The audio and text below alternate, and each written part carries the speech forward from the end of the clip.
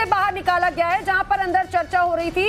बताया जा रहा है बगैर इजाजत के कोर्ट रूम में जबरदस्ती दाखिल हुए थे। हिमांशु, क्या अपडेट है? बिल्कुल यही खबर मैं आपको बता दूं कि 2 लोगों को कोर्ट रूम से बाहर निकाला गया है बगैर इजाजत के। वो कोर्ट रूम में चले गए थे, जैसा पहले ही बताया था। सुरक्षा के कड़े इंतजाम वहां पर किए गए थे। सिर्फ काउंसिल्स यानी अधिवक्ताओं को वहां पर परमिशन दी गई थी और याचिकाकर्ताओं को वहां पर परमिशन दी गई थी, लेकिन उसके बावजूद जब 2 लोग वहां पर पहुंचे तो उनको बाहर की ओर निकाला गया। इस दौरान और भी खबर आ रही है, वो भी मैं आपको बता दूं कि अंदर किस तरह की जिरा की जा रही है और किस तरह का एक बयान है जो बहुत अहम है और दर्शकों को सुनना चाहिए। बिल्कुल, देखिए जिस तरीके से शिवलिंग को लेकर मुस्लिम पक्ष ने एक तरीके से अपना दावा, वो अपना जो तक दलील है वो पेश की, और उसने शिवलिंग मुस्लिम पक्ष का ये कहना है कि शिवलिंग को लेकर तमाम तरह की अफवाहें फैलाई जा रही हैं। सर्वे की जो रिपोर्ट थी जो उसको पहले ही वायरल कर दिया गया, उसके जरिए ये अफवाह फैलाई जा रही कि नहीं वहाँ पे फव्वारा नहीं शिवलिंग है। इसके साथ ही उसके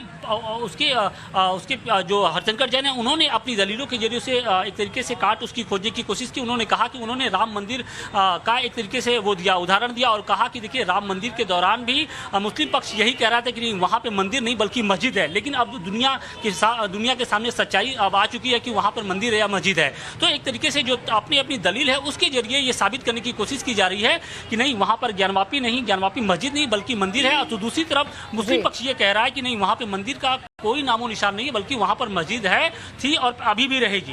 देखिए आमतौर पर हमेशा ऐसा होता है जब भी किसी मामले की सुनवाई होती है तो उससे रिलेटेड जो पुराने मामले हैं उनका जिक्र वहाँ पर किया जाता है, और इसीलिए एक बार यहाँ पर फिर से अयोध्या का जिक्र भी हुआ है। बिल्कुल कोशिश यही है कि देखिए तमाम तथ्यों और दलीलों के जरिए अपने पक्ष को मजबूत रखा जाए। और हरशंकर जैन चूंकि अयोध्या मामले से पुराने जुड़े हुए हैं, लिहाजा उन्होंने इस कोर्ट रूम के अंदर उसका जो उदाहरण है वो प्रस्तुत किया और कहा कि देखिए पहले भी अयोध्या को लेकर यही कहा जाता था कि वहाँ पर मंदिर नहीं है बल्कि मस्जिद है, लेकिन अब दुनिया जानती है क्योंकि अब जो कोर्ट का भी कोर्ट की जो आदेश था वो सामने आ चुका है। ऐसे में जो शिवलिंग है उसको लेकर भी कुछ उन्होंने इसी तरह का दावा किया कि नहीं वहाँ फव्वारा नहीं बल्कि वहाँ पर शिवलिंग ही है। ठीक है हिमांशु, आशुतोष आपका दोबारा रुख करती हूँ। संजीव जी, हालांकि मेराजुद्दीन साहब अब इस चर्चा में हमारे साथ में नहीं है, वो इस चर्चा से जा चुके हैं, भाग गए हो। लेकिन संजीव जी बार बार मेराजुद्दीन साहब ये कह रहे हैं कि वो फव्वारा ही है और वो मुगल काल से फव्वारा है, भले उसको अभी 50 साल पहले बनाया गया है। लेकिन 2-3 बातें जी है ना, 2-3 बातें देखने वाली है।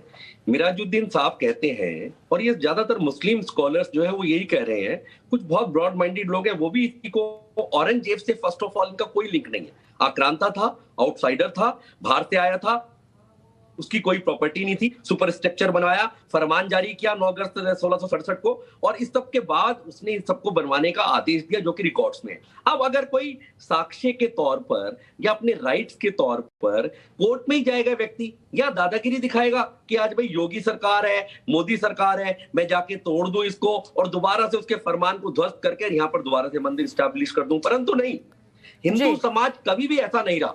हिंदू समाज की 5 साधारण सी महिलाएं श्रृंगार गौरी की पूजा करने के अपने राइट को लेकर डिस्ट्रिक्ट मजिस्ट्रेट के पास उन्होंने एक प्रार्थना पत्र लगाया। उस पत्र को जब अलाउ नहीं किया गया तो उन्होंने सिविल जज के पास जाके उसको